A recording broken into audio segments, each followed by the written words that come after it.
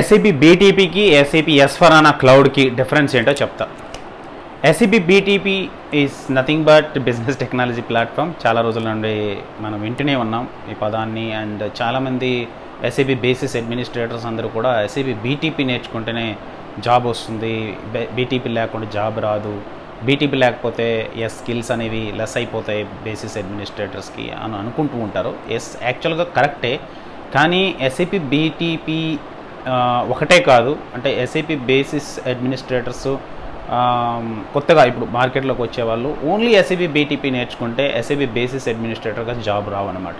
So Basis అనేది SAP software సొల్యూషన్స్ని maintain చేయడానికి యూజ్ అవుతుంది. అంటే నెట్వ్యూవర్ బేస్డ్ సాఫ్ట్వేర్స్ కానీ, అబాప్ ప్లాట్ఫామ్ పైన నడిచే సాఫ్ట్వేర్స్ కానీ, ఎగ్జాంపుల్ SAP ECC సాఫ్ట్వేర్ కానీ, లేదంటే SAP S/4HANA సాఫ్ట్వేర్ కానీ మీరు మెయింటైన్ చేయాలంటే కంపల్సరీగా బేసిస్ అడ్మినిస్ట్రేషన్ అయితే వచ్చి ఉండాలి.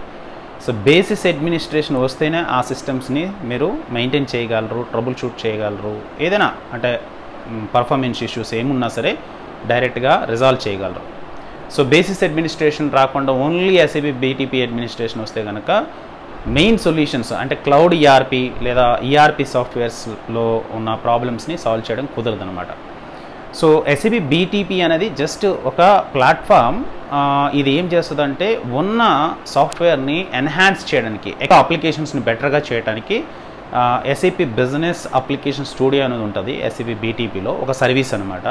అలాగే SAP అబాప్ ఎన్విరాన్మెంట్ అని ఉంటుంది, అక్కడ మీరు అబాప్ ప్రోగ్రామ్స్ అనేవి రాసుకోవచ్చు. ఇక్కడ డెవలప్ చేసి అంటే SAP BTPలో డెవలప్ చేసి ఈ డెవలప్ చేసిన సాఫ్ట్వేర్ని లేదా అంటే న్యూ సాఫ్ట్వేర్ అనేది కావచ్చు, అది ఎక్స్టెండ్ చేసినవి కావచ్చు, దాన్ని మళ్ళీ మెయిన్ ERP సాఫ్ట్వేర్కే ట్రాన్స్పోర్ట్ చేస్తారనమాట.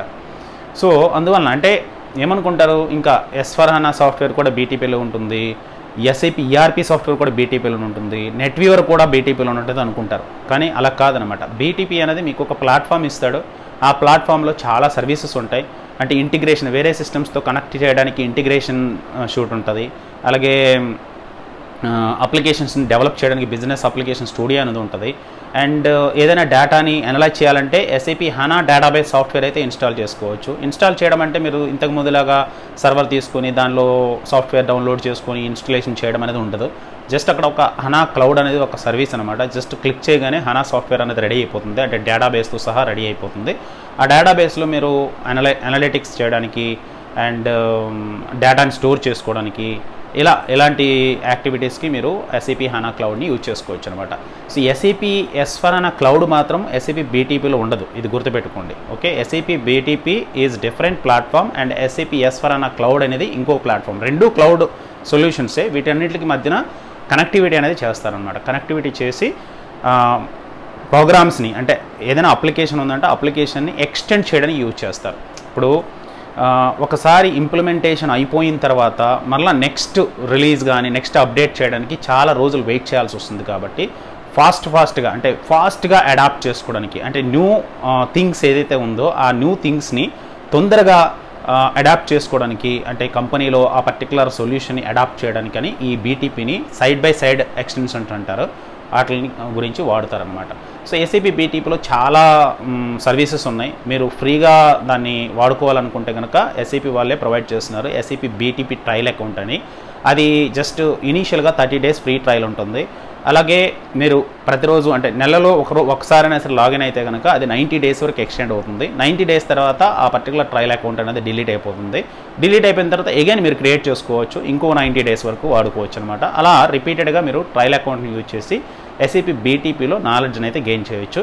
అలాగని SAP basis administration T codes కానీ, SAP బేసిస్ అడ్మినిస్ట్రేషన్లో ఉండే ఫియర్ అడ్మినిస్ట్రేషన్ కానీ ఇవన్నీ కూడా యాజ్ యూజువలే ఉంటాయి. ఓకే, అవి ఎక్కడికి వెళ్ళిపోవు. వాటిని నేర్చుకోవడం వల్ల ఎటువంటి నష్టం లేదు. ఆల్రెడీ మీరు నేర్చుకుని ఉంటే కనుక అనవసరంగా నేర్చుకున్నానని బాధపడాల్సిన అవసరం లేదు. ఆ నాలెడ్జ్ అనేది డెఫినెట్గా యూజ్ అవుతుందన్నమాట. అది మెయిన్ కోర్ నాలెడ్జ్, దాంతోపాటు ఇది ఎక్స్టెండెడ్ నాలెడ్జ్ అనమాట. సో SAP BTP నేర్చుకుంటే సరిపోతుంది అనుకునే వాళ్ళకి ఇదొక క్లారిటీ వీడియో అనమాట. వీడియో నచ్చినట్టయితే ఒక థమ్స్ అప్ ఇవ్వండి, షేర్ చేయండి, సబ్స్క్రైబ్ చేయండి. Thank you so much. Bye bye, see you.